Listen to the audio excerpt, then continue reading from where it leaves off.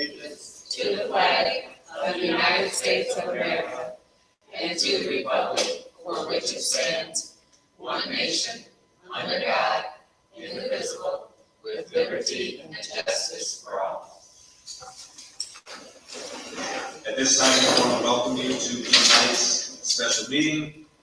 Marion, please call the roll. Ms. Kelly? Present. Ms. McCollum? Here. Mr. Mitchell? Here. Mrs. Momini? Present. Mr. Turner is absent. Mrs. James absent. And Mr. Taylor. Present. At this time, I'll ask for a motion of the approval of the agenda. I move that we approve the June 16, 2016 agenda as written. Support. Motion approved by, Ms. Momini, and second by Trustee McGowan. Mrs. Momini? Yes. Ms. Kelly? Yes. Mr. Mitchell? Yes. Ms. McCollum? Yes. And Mr. Taylor. Yes. At this time, we'll go to staff report number 1. Motion.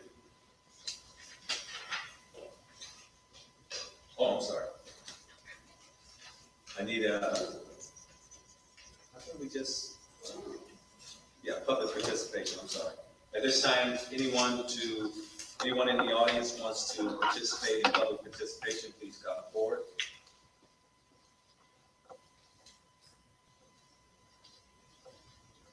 So at this time, we'll go to item A, conflict of interest, staff report number 1.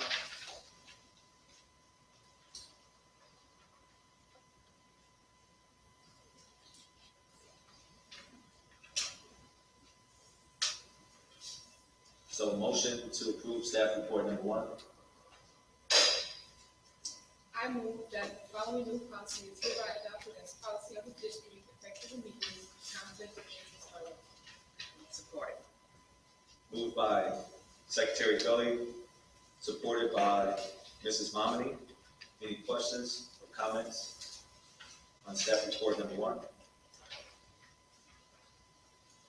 The signatures for the conflict of interest are due by June 30th, so we would ask that everyone who goes in to Mary and she'll place it in the file. So I think since we're out here, we can sign it tonight. Marion, call the roll. Mrs. Momini? Yes. Ms. Kelly? Yes. Mr. Mitchell? Yes. Ms. McCollum? Yes. And Mr. Taylor. Yes, motion passes. On to staff report number 2. Need a motion for staff report number 2. I move that the Benton Harbor Area School Board of Education votes to approve and adopt a renewal agreement for the intergovernmental agreement for the Berry RISA for the 2016-2017 school year. I second. Motion by Trustee Martha Momini, second by Secretary Gully, and I'll read it. Subject to intergovernmental agreement for the Barron Regional Education Service Agency agreement renewal dated June 16, 2016. Reason for board consideration: for approval of a contract with Barron RISA to provide human resource department services for Benton Harbor area schools personnel. Policy reference, policy ABA, under authority. Facts and analysis: the Board of Education, through adoption of the consent agreement, must approve to adopt all contracts and agreements for the district to be in compliance with the agreement. Recommended action: that the Benton Harbor Area School Board of Education votes to approve and or adopt a renewal agreement for the intergovernmental agreement for the Barron RISA for 2016-2017 school year. Any questions from the board?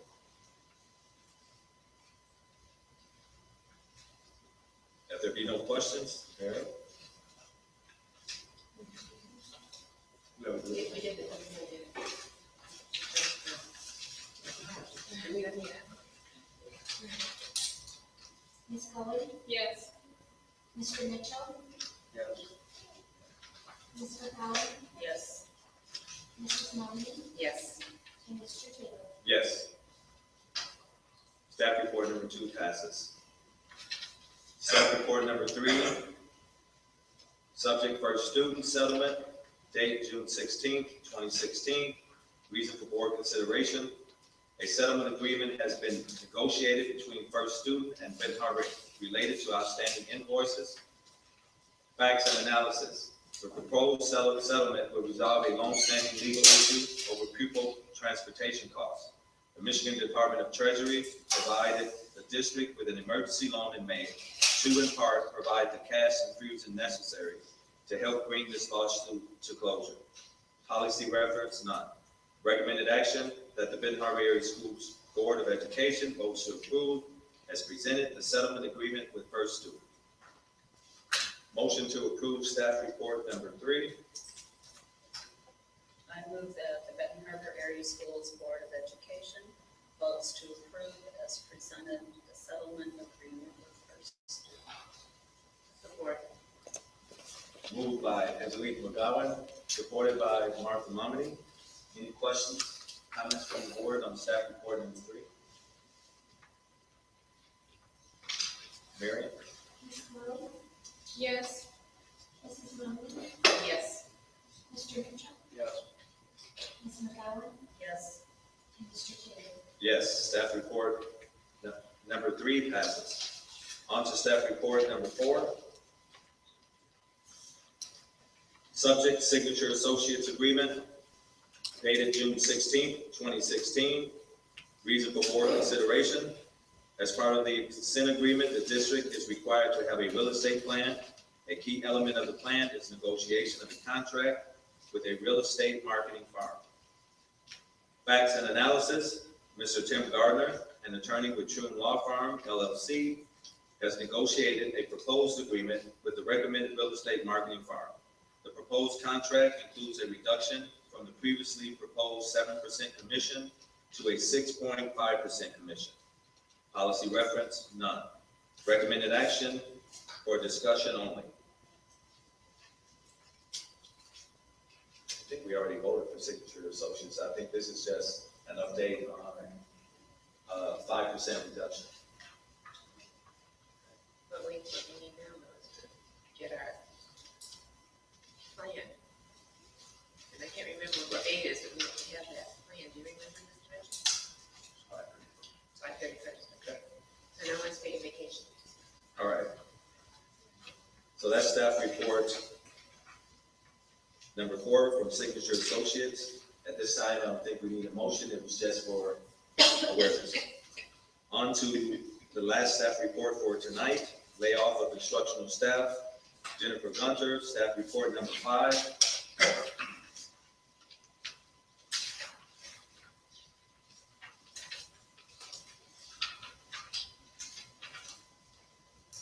Looking for my staff report, I apologize. Okay, I found it. Okay.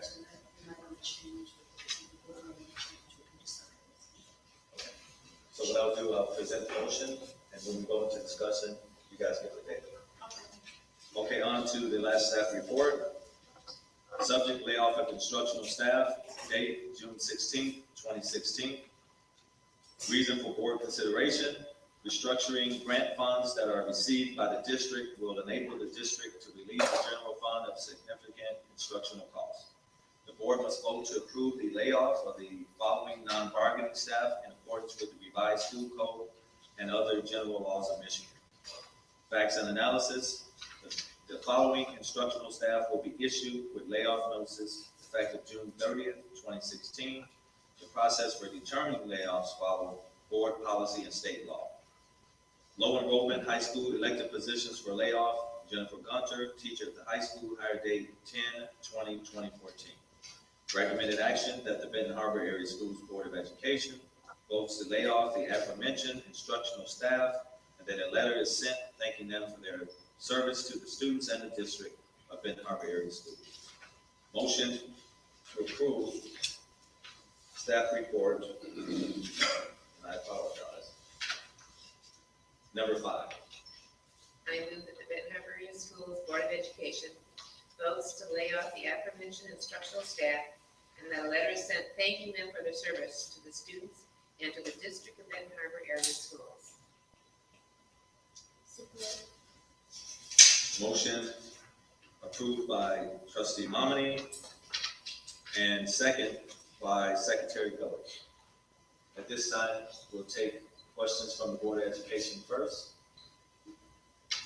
and then we'll go on to administration. Any questions on staff report number 5? We might have questions after they go. So we'll go to administration first then. Okay, so the data you have a chart of review. You should have one that says updated. I'm just gonna take you right quick to the part that says Cisco. There's a change on that. That should be 85% for both of them, for the second semester and the first semester. We can change that. So we were looking at the hospitality program. For the first semester, we see that the percent pool was 69%.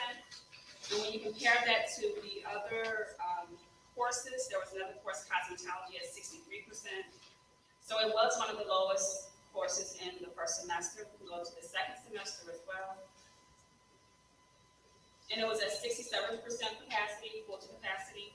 And so cosmetology was at 49%.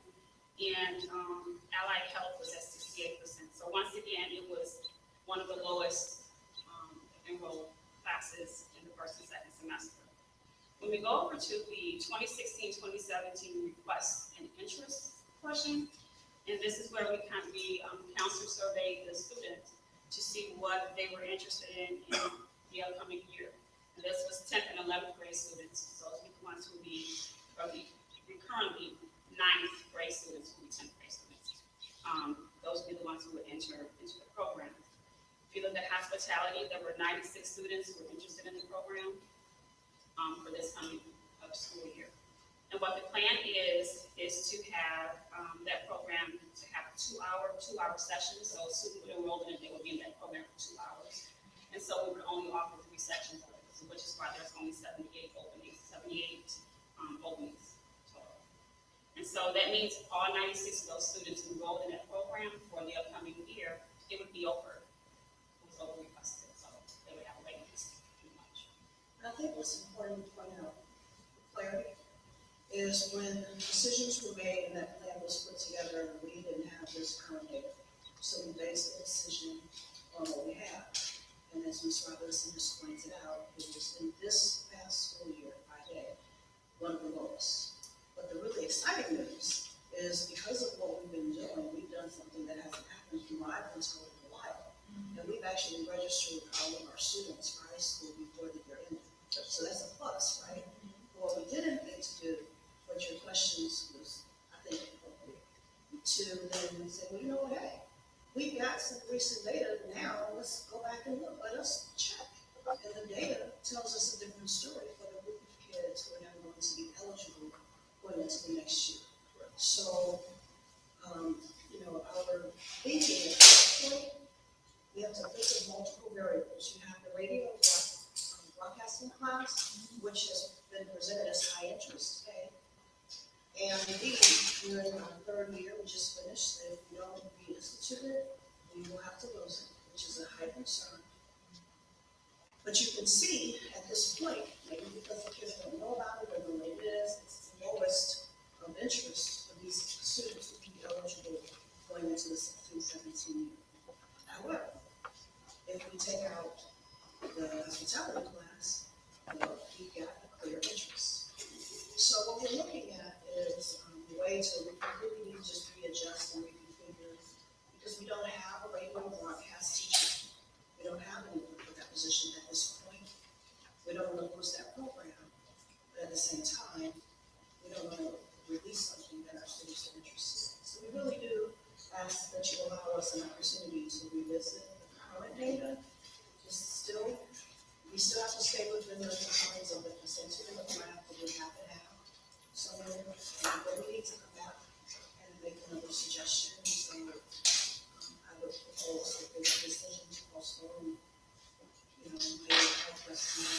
relinquish something that our students actually may be interested So, in to analyze it. so questions for the board first? I know you're concerned about the numbers and the media and the interest in it, but I'm wondering how many students really realized it was going to be available again, because it was taken away. And so they may not have been on their radar to know that it would be available to them. You're absolutely right. I did contact the CTE director regarding that, because incoming ninth graders can't take it anyway. So showing it to the eighth graders kind of just pique your interest for the following year, Yeah. going into the 10th grade year. And the question that I asked her was, for the 10th graders, the current ninth graders and the current 10th graders, were they aware that this was going to be? Were they shown the room? Were they excited? So the answer to that was no. So they were not aware that this would be something that they could actually take for the upcoming school year, which is why they're so anxious. So, Mr. Mitchell? So now, if I follow that right, Dr. Walker, that we're rethinking the hospitality offering. Say the first part again.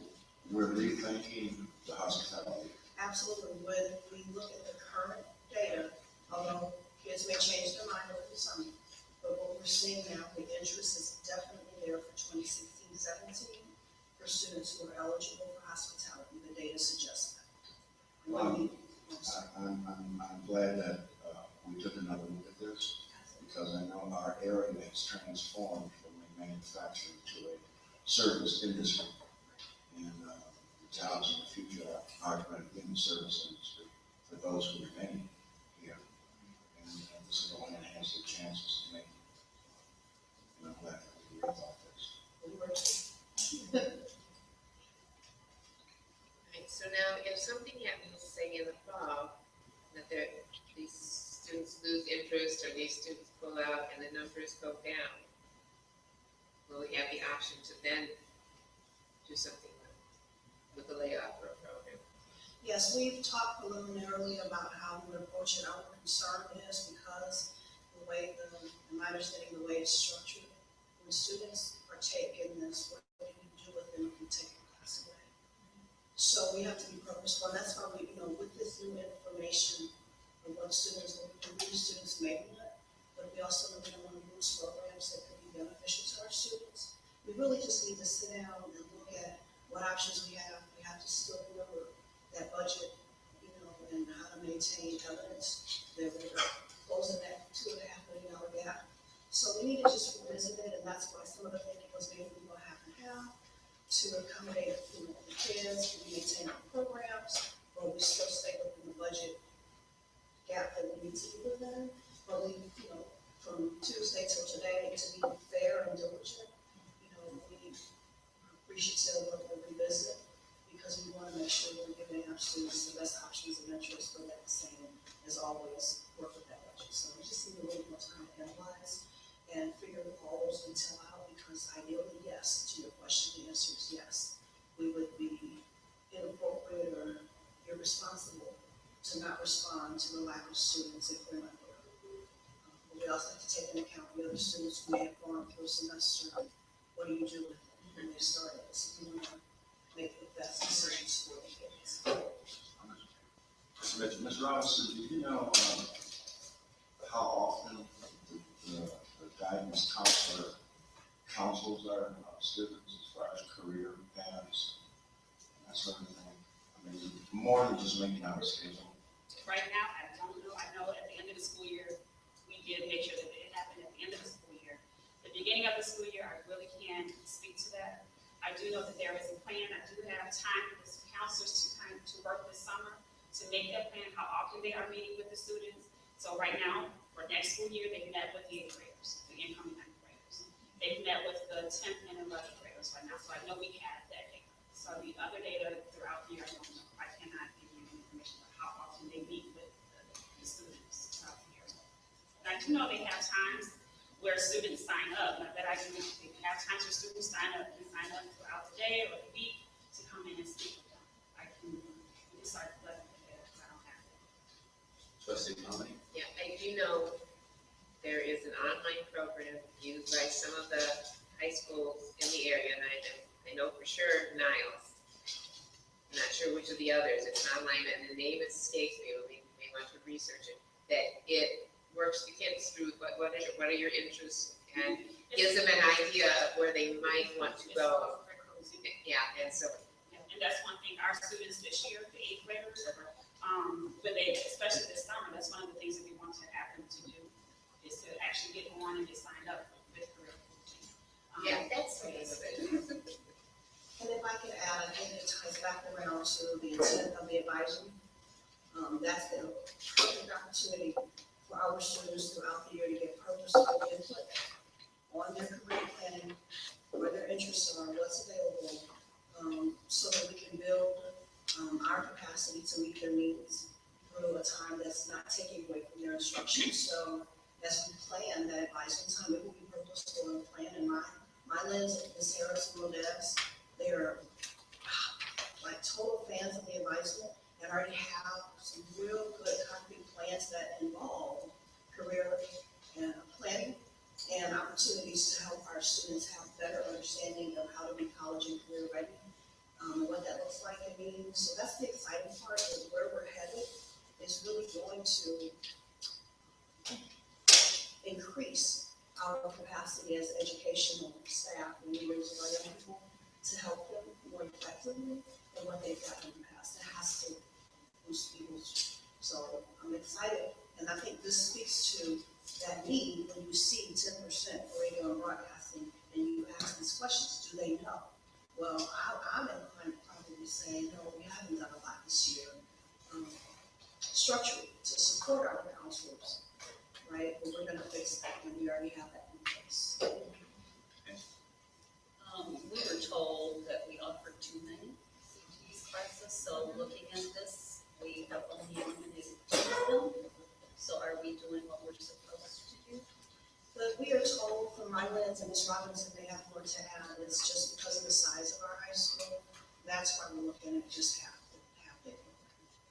And so with my cosmetology, I just really excited. Ms. Khan came back with a really great idea, which is to open up our shop in the afternoons for business, so that our students can get real service. I told her I'd be their first customer. But to take this and make it an opportunity that works for the students in another way. And what we've committed to her is fidelity to the students that come in, because we need those completers. So I don't know that our too many, from what I can glean, is that we're going to have any trouble. Our too many is financially being responsible and having a small number of students in our high school. That's where shifting some of the other courses and some of the other offerings, we definitely will have to go in and revisit all of our high school and middle school schedule once we receive those students. And we have spoken to the staff to inform them that the enrollment will be what secures them to prepare that way for if we have to come back and reconsider based on what the students' interests are. I have a statement. I know for some of us sitting at this table, when we were here in high school, I had great counselors. And to Mr. Mitchell's point, my counselors, it was mandated they pull you in twice a year. Because I don't believe these counselors have done that. Because you have to help someone with their career. We've dropped the ball. Career Cruiser has been here for years, and we have not done what we're supposed to do. That should be given to middle school. Started out in 7th grade.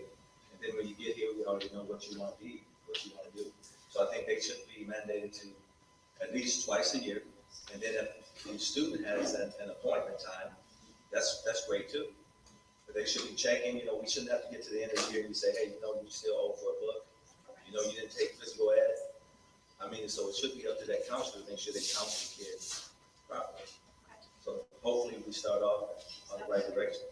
We'll track that data. I think that's a great data point to be able to tell for, the frequency of input into the students around career and college. I think that's something we should be tracking anyway, and we'll be able to measure. Or change the title, take guidance off. I'm sorry. Or change. Take guidance off. We're not going to give guidance at all. And I just wanted to say, You know, if they have appointments, does anyone come? We need to see that, you know. Those are checked. Get her a t-shirt too. Says give me data. So staff report E. There's no board. But I didn't want to take it off.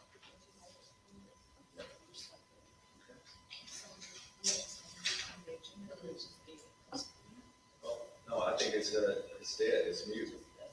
And so, Yeah, we wouldn't have to revisit it. No. Until semester, if that, depending on how things work out. which we know it's gonna be good. Right? It's good to go. Right by the doors. And if they need any case. We volunteer.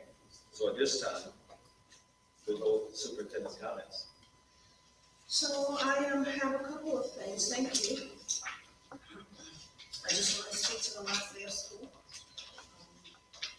Yesterday, and I have to say that what I received, I wasn't able to get out there like I like, but we had some good celebration with the students at the end of the day on yesterday.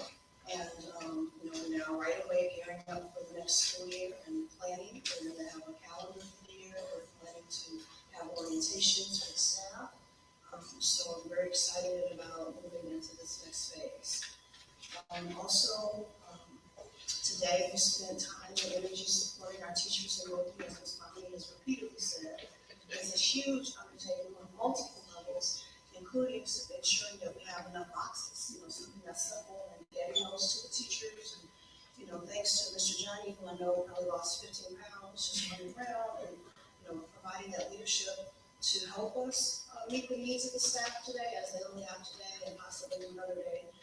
But we are in that phase of trying to get everything packed so that we can, by the 22nd of June, get that bid on what it would cost to the teachers' material.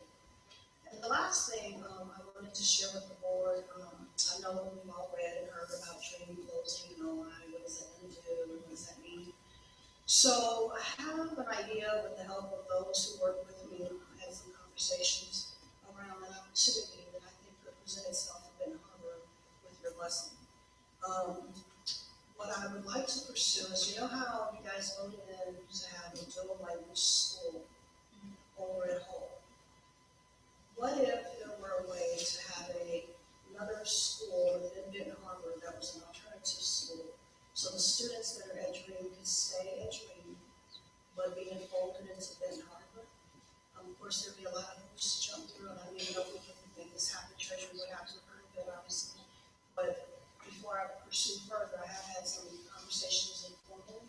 If the board were interested, that's a 200+ kid game. So when you talk about, we would have to, there'd be some, you have to pay some things out to bring them in.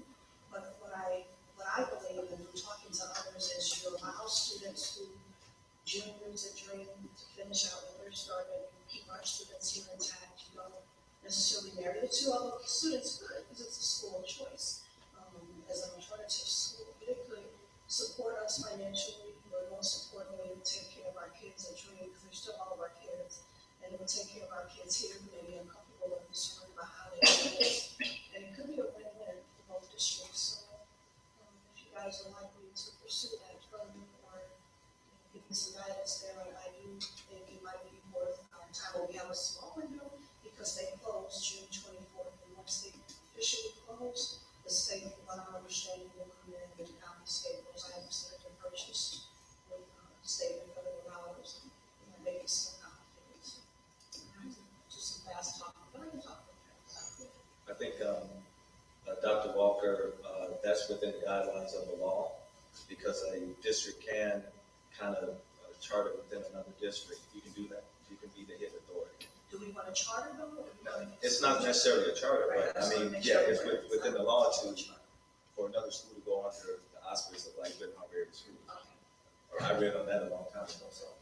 So if you guys are okay with me pursuing that is what I'm saying, and then I will come back with you, and do I know and keep you informed. But I think it's a really good opportunity to be a win-win for all the kids and both school communities. Anything Health started off. And we'll read it. Ask questions. Any questions from the board at this time? Okay, so we'll go with comments, starting with Mr. Mitchell.